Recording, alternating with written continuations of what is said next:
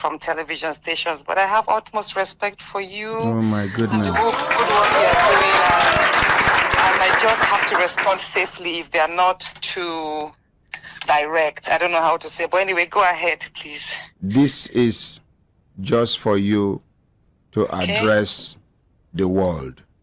Oh my God. Simple. We are not asking you any question. It's for you to address the world. Okay. Senate President, Assistant President, Ordinary President, thank you so much for calling me. My attention was drawn that you were actually speaking about the issue on your program today. So thank you so much for your concern.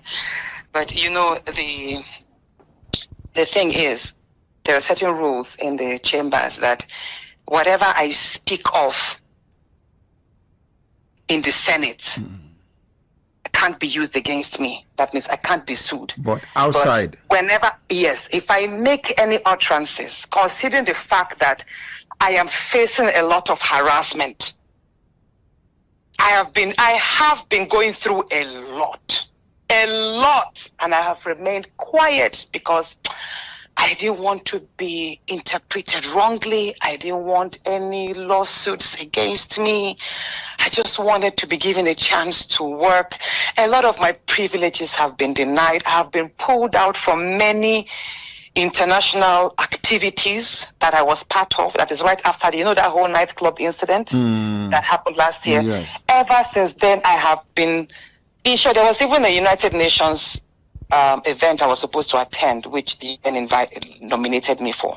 But my name was struck out that they will not promote me in any activity internationally. Okay. So every event I have been going for since last year have been self-sponsored. Whenever I feel an international event is of importance to my constituents, to Nigerian women, to Nigeria, I buy my tickets myself and I fund my trips myself. I just don't speak about it. So I have been going through a lot. So yesterday was just that changing my seat was more of a chance of silencing me or alienating me from being seen. Sitting arrangements is very critical. Like when the nearer you sit, positions you closer before the camera and gives you an added advantage to be called upon to contribute to debates. But the seat I was now, ordinarily, I'm already sitting at the very back. If you see me, I'm sitting actually at the last seat just before the door. But then I was now moved suddenly without notice, without any information. My seat was moved to the far corner, a part where the cameras don't capture. Like if you sit over there, the cameras you won't even be captured. Nobody will even, except maybe they zoom out and they get to see you there. You will just easily be missing out. You can raise your hands up and nobody will call you. So that is why I said, no, I don't want to move to that seat. I wasn't notified. You understand? This is not a classroom. You can't just push me around. And there are other senators. There are 109 of us. Why is it me? Why do I have to move there? Why me? Just 2 weeks ago, I was removed from a committee from local content. I was moved from there because some people perceived that I was using that office to divert resources from the Niger Delta to the north. And that was not it. We have the Jakarta-Kaduna-Kano pipeline, which is going to be completed by the second quarter of this year, and we need feed gas for that. And the wake of, Nigeria is now positioning itself to be more productive, industrialization is picking up. So the factories up north, like other parts of Nigeria, will need greater electricity supply. And now we have CNG cars, vehicles being converted to CNG.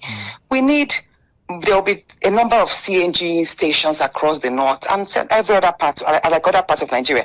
We need feed gas to service all of these spots.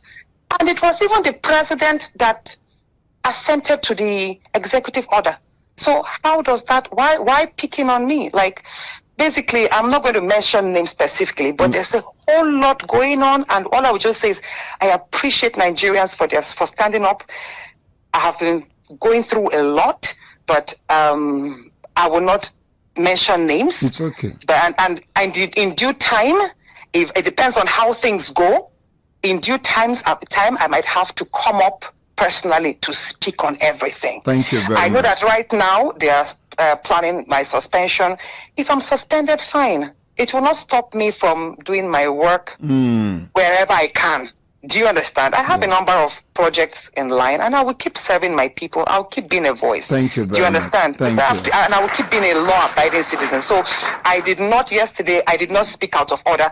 He was reading my suspension, and I had to invoke Order 10, which is an order of privilege, which meant instead of suspending me, if you find me faulty in any area, send me to face the Ethics and Privileges Committee, almost like a panel. That was what I did. I had to invoke that order, which was a right of every senator who felt their rights were being infringed upon. That was what I did. If I had not done that, I would have been suspended on the floor. So I had to say that to prevent the suspension at that point. But I'm aware that there are still plans on the way to suspend me. And if I'm suspended, don't worry. it's okay. Distinguished Senator Natasha. Yes, sir. The whole world is watching now. Thank you. After this conversation with you, we will put a call across to the Senate President and hear his own side of the story. But I want to assure you that the masses are with you on this matter. Thank you so much, sir. Thank you very much. Let's appreciate distinguished Senator Natasha.